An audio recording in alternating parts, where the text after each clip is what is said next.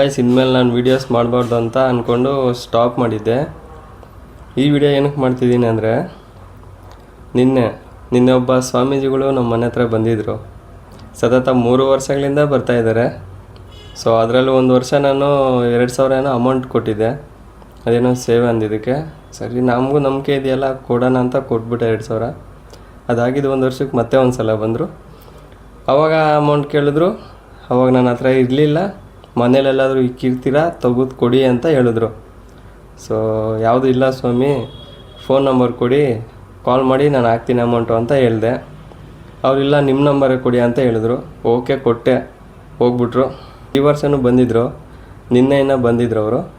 ಬಂದು ಏನು ಹೇಳಿದ್ರು, ಹೇಗಿದ್ದೀರಾ, ಎಲ್ಲ ಚೆನ್ನಾಗಿದ್ದೀರಾ ಅಂತ ಎಲ್ಲ ಚೆನ್ನಾಗೆಲ್ಲ ಮಾತಾಡಿಸಿದ್ರು. ಮತ್ತು ಬುಕ್ ಕೊಟ್ಟರು ಕೈಗೆ. ಈ ಬುಕ್ಕಲ್ಲಿ ಈ ವರ್ಷ ನೀವು ಎಷ್ಟು ಕೊಡ್ತಿದ್ದೀರೋ ಬರೆದುಬಿಡಿ, ಮತ್ತು ಸೇವೆಗೆ ಸ್ವಲ್ಪ ಜಾಸ್ತಿ ಪೇ ಮಾಡಿ ಅಂತ ಹೇಳಿದ್ರು. ಸೊ ಈಗನೂ ನನ್ನ ಹತ್ರ ಕಾಸು ಇರಲಿಲ್ಲ, ಇಲ್ಲ ಅಂತ ಹೇಳಿದೆ. ಮತ್ತು ಅದಕ್ಕಿಂತ ಮುಂಚೆ ಬುಕ್ಕಲ್ಲಿ ನಿಮ್ಮ ಹೆಸ್ರು ಬರೆದು ಎಷ್ಟಾಗುತ್ತೆ ಅಷ್ಟು ಕೊಡಿ ಅಂತ ಹೇಳಿದ್ರು.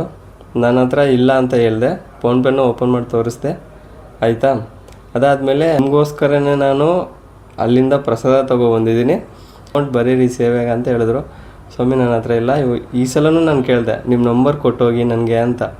ಕೊಡಲಿಲ್ಲ, ನನ್ನ ನಂಬರೇ ತೊಗೊಂಡೋದ್ರು. ಓಕೆನಾ. ಹೋಗ್ಬಿಟ್ರು.